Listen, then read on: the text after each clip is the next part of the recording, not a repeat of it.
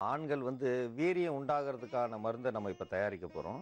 ஆண்களுக்கு அதிக அளவு வீரியத்த உண்டு பண்ணணும்னா, முதல்ல வந்து இந்த ஆங்கூர் திராட்சைய வந்து நெய்யில பொரிச்சு எடுத்துக்கிருவோம்.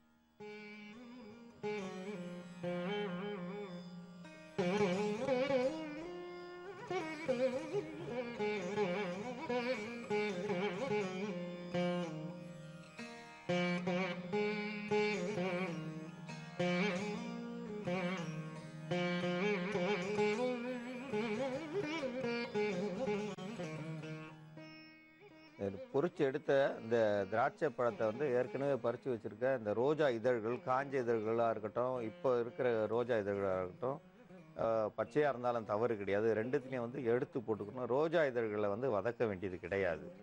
முந்திரி பருப்பையும் அதே மாரி நெய்யில வறுத்து எடுத்து அதிலேயே வச்சுக்கிறணும்.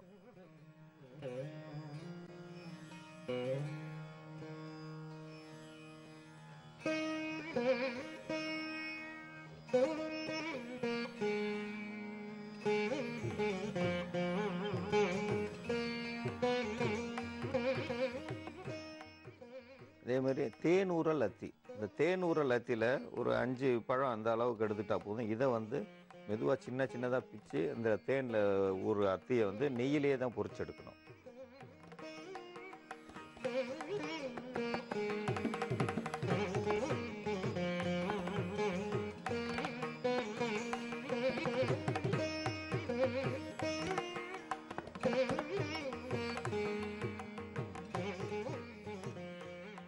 தேங்காய வந்து திருவி எடுத்து வச்சிருக்கோம். தேங்காய நல்லா திருவி எடுத்திருக்கோம். இத வந்து அதே நெய்யில இதோட சேர்த்து நம்ம துத்தி இலை வந்து தேங்காய் வந்து ஒரு 100 கிராம் அளவுனா, துத்தி இலை வந்து ஒரு 10 கிராம் அளவுக்கு இருந்தா போதுமானது.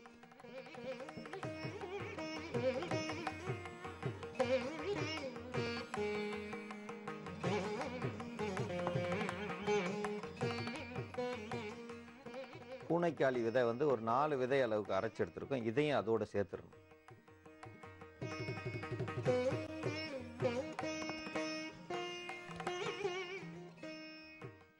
நெய் வந்து இன்னும் கொஞ்சம் தேவைக்கேற்ப நெய் சேர்த்துக்கிறணும். நெய் முதல்ல வறுக்கிறதுக்கு தான் கொஞ்சமா நெய் போட்டோம். இப்போ அந்த தேங்காய் வேகணும்போது கொஞ்சம் நெய் அதிகமா இருந்தா தான் வேகும். அது தேங்காயோட சரிக்கு சரி நெய் இருக்கும்.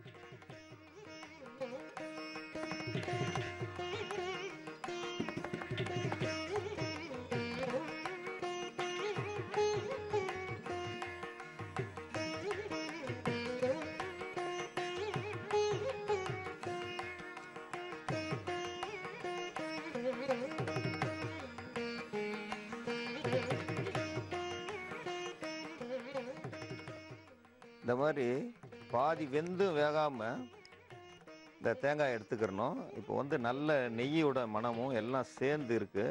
இத வந்து ஒரு நாளைக்கு ஒரு வேளைக்கு இது ஒரே ஒரு வேளை எடுத்துக்கிட்டா போதுமானது. இத வந்து அப்படியே சாப்பிட்டு வந்தாங்கன்னா, அவங்க எவ்வளவு மோசமான உடம்பு நிலையில இருந்தாலும் அவங்களுடைய அணுக்கள் எண்ணிக்கை அதிகரிக்கும்.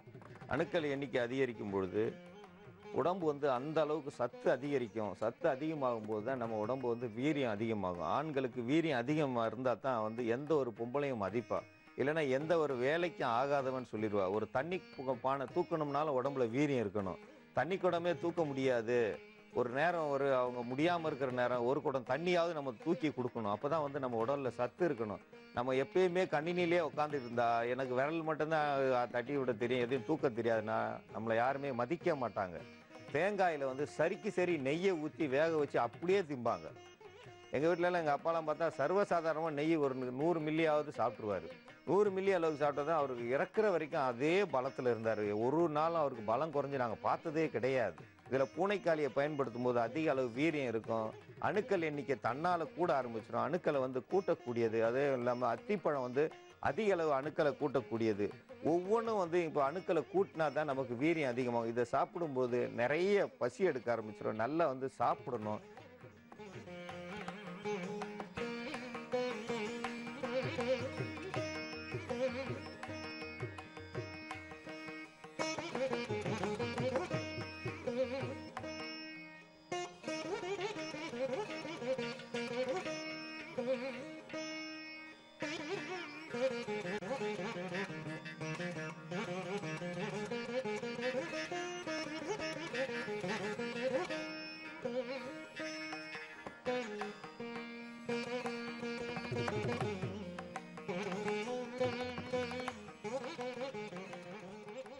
வீட்டில் இருக்கிறவங்க எல்லாரும் இதை சாப்பிடலாம்னு நினைப்பாங்க. எல்லாரும் யாரு வேணாலும் சாப்பிடலாம். இதில் ஆண் மகன்கள் இதை விரும்பி சாப்பிடணும். ஆண் மகனுக்கு மட்டுமே கொடுங்க. பெண்களுக்கு இது தேவையில்லை. பூனைக்காளி விதை சேர்த்ததால ஆண் மகனுக்கு கொடுத்தா அதிக வீரியம் இருப்பாங்க. வீரியம் இருந்தால் வீரம் அதிகமாக இருக்கும். அப்போ தான் ஆண்மை தன்மை அதிகரிக்கும்.